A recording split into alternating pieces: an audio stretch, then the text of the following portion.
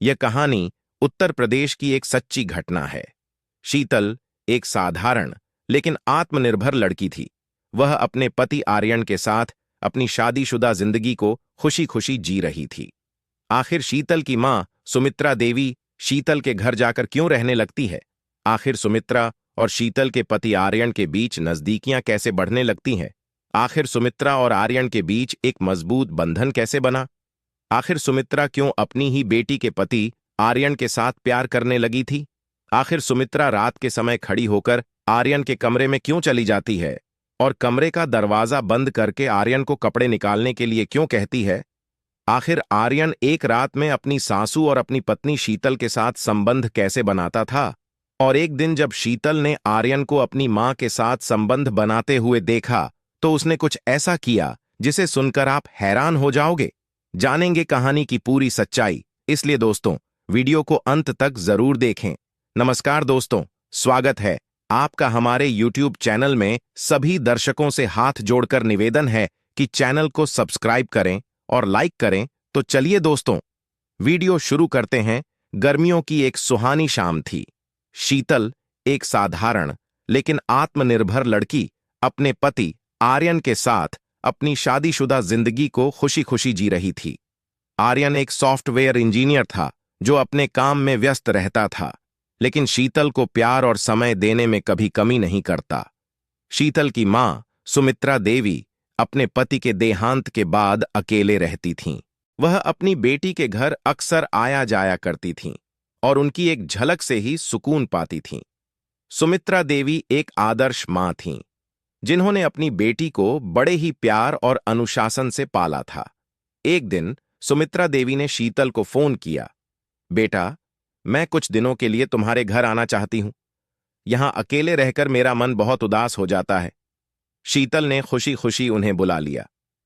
मां, आप जब तक चाहें यहां रह सकती हैं। यह घर आपका ही है। अगले दिन सुमित्रा देवी शीतल के घर आ गईं।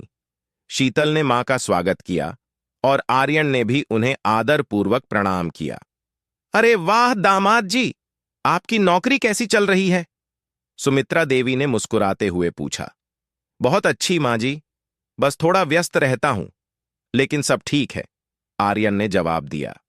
कुछ दिनों बाद शीतल ने देखा कि सुमित्रा देवी का व्यवहार थोड़ा अजीब हो गया है। वह आर्यन से बार बार बातें करने का बहाना ढूंढने लगीं।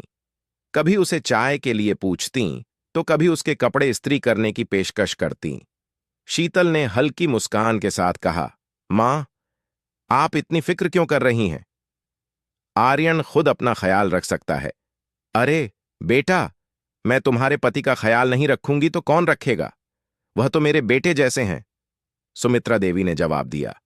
शीतल को यह सुनकर अच्छा लगा, लेकिन धीरे धीरे उसे महसूस होने लगा कि सुमित्रा देवी का व्यवहार सामान्य से अधिक ध्यान देने वाला हो गया है।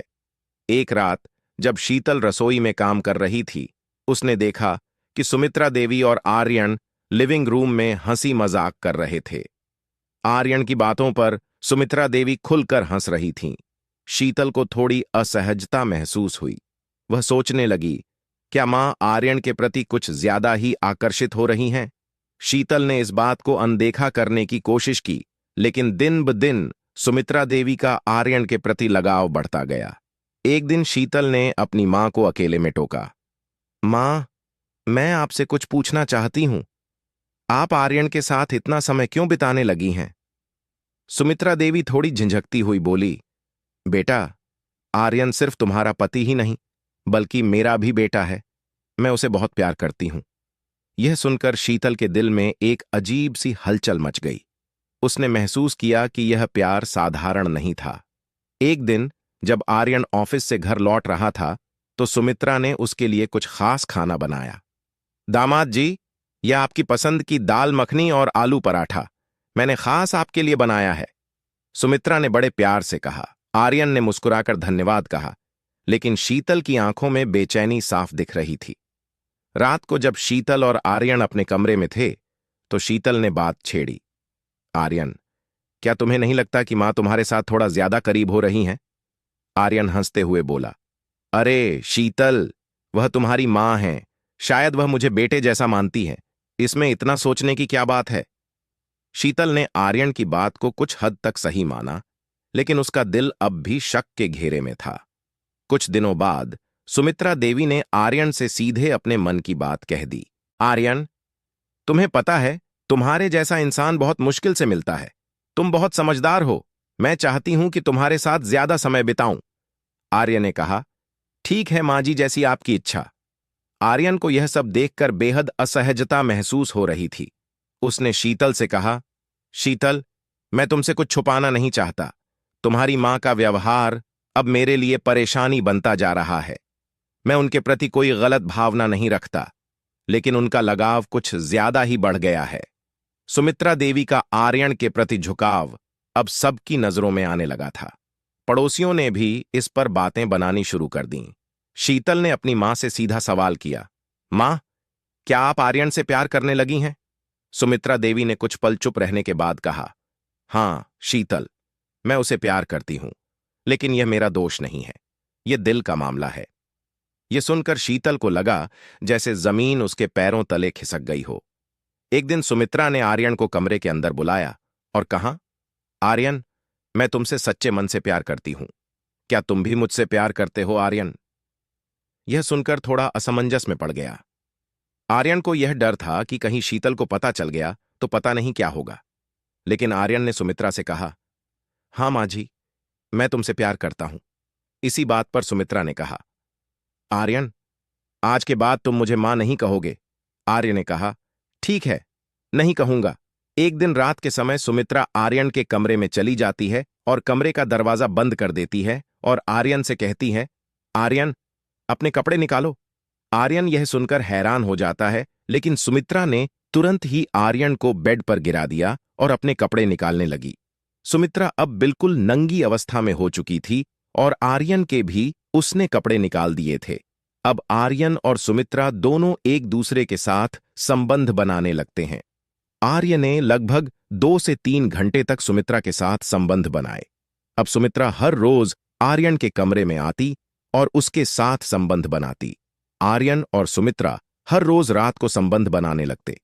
लेकिन एक दिन शीतल ने उन दोनों को कमरे के अंदर संबंध बनते देख लिया। शीतल ने जब यह देखा तो उसके पैरों तले जमीन निकल गई।